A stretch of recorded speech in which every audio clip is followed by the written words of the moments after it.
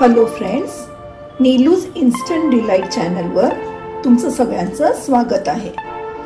आज मी तुम्हाला गोव्याच्या अत्यंत प्रसिद्ध असलेल्या भाजीची रेसिपी दाखवणार आहे। ही एक मिश्र भाज्यांची रेसिपी आहे जिचं नाव आहे खतखत। कोणत्याही लग्नात, पूजेला किंवा देवळात महाप्रसादाला हा पदार्थ नक्कीच खायला मिळतो। या खतखत्याशिवाय जेवणाचा मेनू पूर्णच होऊ शकत नाही। तर चला तर आपण आता ह्या रेसिपीला सुरुवात करूया। ही रेसिपी म्हणजे यात आपण आपल्याला आवडतात इतक्या भाज्या घालू शकतो। मी आता इथे घेतलेले आहेत भोपळा, भेंडी, मुळा, गवार, मुळ्याच्या शेंगा, मुळ्याच्या ज्या देठ आहेत ते घेतलेले आहेत, कणसाच्या छोट्या छोट्या फोडी करून घेतल्या आहेत, कैरी, अरवी म्हणजे आळूच्या भाजीचे मूळ व शेवग्याच्या शेंगा। तुम्हाला जर आवडत असेल तर ह्यात तुम्ही दोडकी किंवा कच्ची केळी अशी भाजी ऍड करू शकता। आता याकरता लागणारं बाकीचं साहित्य बघूया। आपण इथे घेतलेली आहे 1 वाटी तुरीची डाळ। तुरीच्या डाळीच्या जागेवर तुम्ही सफेद वाटाणेही घेऊ शकता।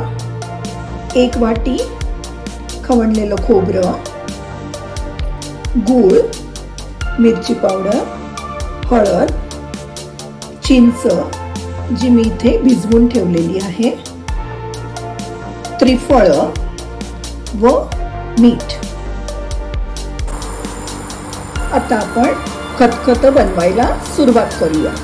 सर्वप्रथम आपण एका कुकरमध्ये ज्या भाज्या थोड्याशा हार्ड असतात शिजायला त्या आपण कुकरमध्ये 1 शिट्टी काढून शिजवून घेणार आहोत।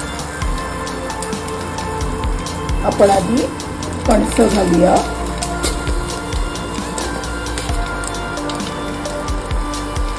मुळ्याचे देठ व गवार। आता मी त्यात मुळेही घालणार आहे व अरवी पण शिजत घालूया। याबरोबर मी आता जी तुरीची डाळ घातली होती तीही शिजत घालणार आहे व आपण आता 1 शिट्टी काढून थोडंसं मीठ घालूया आधी व आता 1 शिट्टी काढून ती शिजवून घेऊया। त्यात आपण आता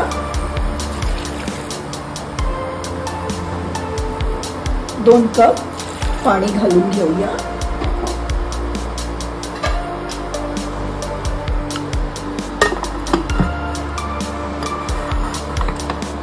व आता ते शिजवून घेऊया।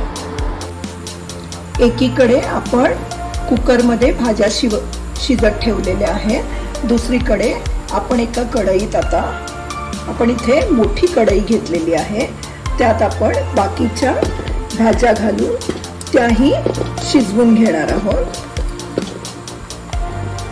आपला भोपळा, भेंडी यासारख्या भाज्या शिजायला जास्त वेळ लागत नाही, त्यामुळे आपण त्या अशाच शिजवून घेणार आहोत।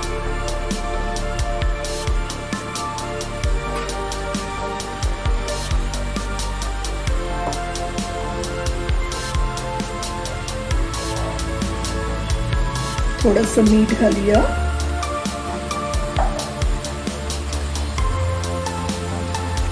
व आता चिंचेचा जो कोळ केला होता तो थोडासा मी घालणार आहे, कारण आपण ह्याच्यात भेंडी घातलेली आहे।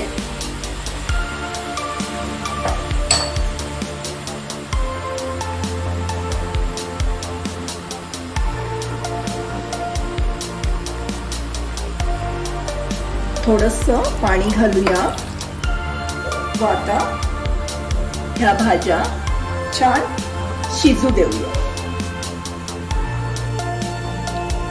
आपल्या भाज्या शिजेपर्यंत आपण आता खोबऱ्याचं वाटप करून घेऊया. एका मिक्सी जार मध्ये हे जे खोबरं घेतलंय ते घालूया. त्यात हा चिंच भिजवून घेतली होती ती घालूया.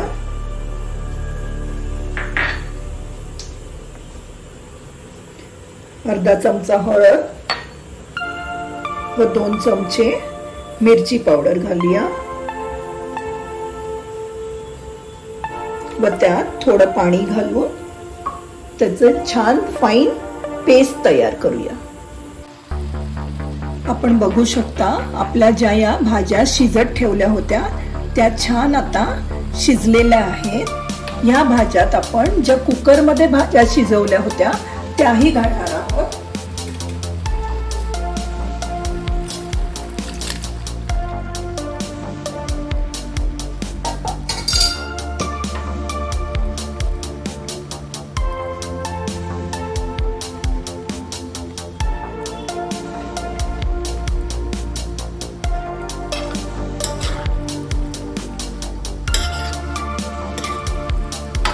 सगळ्या भाज्या मिक्स करूया.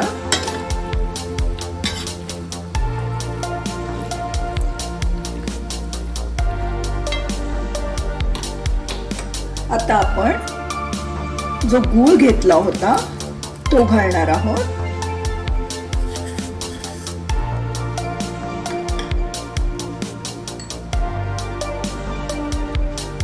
थोडीशी हळद घालूया. 1 चमचा मिरची पावडर,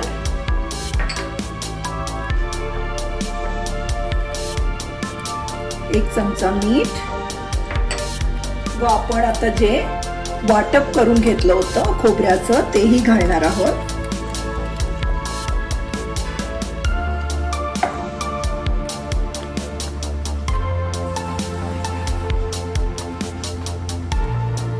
आता थोडं पाणी घालून घेऊया.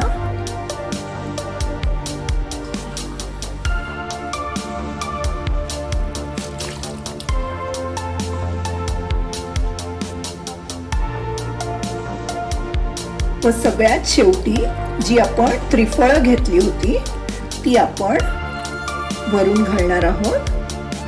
ही त्रिफळं घातल्याने आपल्या खतखत्याला एक खूपच सुंदर चव येते.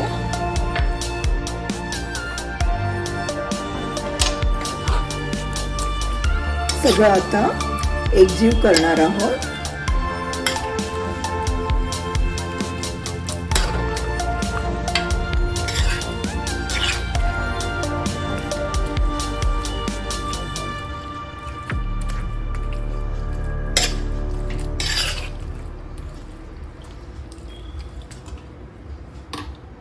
व आता थोडा वेळ ते छान शिजू देऊया. या भाजीत आपण सगळ्या तऱ्हेच्या भाज्या घातल्याने ही भाजी अगदी छान होते, कारण त्या भाज्यांचा रस त्यात मिसळलेला असतो व ही अशी छान आंबट, गोड, तिखट अशा चवीची भाजी खूपच सुंदर लागते. ही भाजी कधी थोड्या प्रमाणात बनली जात नाही. आपण सगळ्या भाज्या थोड्या थोड्या जरी घ्यायचा प्रयत्न केला तरी एक वाटी जरी घेतली तरी ही भाजी जास्त प्रमाणात होते, पण ती इतकी टेस्टी बनते की ती लगेच संपली जाते. त्यामुळे आपल्याला ही जास्त झाली आहे म्हणून अजिबात काळजी करायची गरज नाही. आपल्या या भाजीला आता छान उकळी आलेली आहे. आपण आता गॅस बंद करून टाकूया. आपली ही अशी मिश्र भाज्यांची भाजी खतखत आता रेडी झाली आहे. आपण ती आता एका सर्विंग बाउल मध्ये काढून घेणार आहोत. अशी आपली ही पौष्टिक व रुचकर भाजी आता रेडी झालेली आहे. आपण ही कशाबरोबरही खाऊ शकता. तुम्हाला ही रेसिपी जर आवडली असेल तर नक्कीच ट्राय करून बघा व माझ्या चॅनलला लाईक, शेअर व सबस्क्राईब करायला विसरू नका. थँक्यू.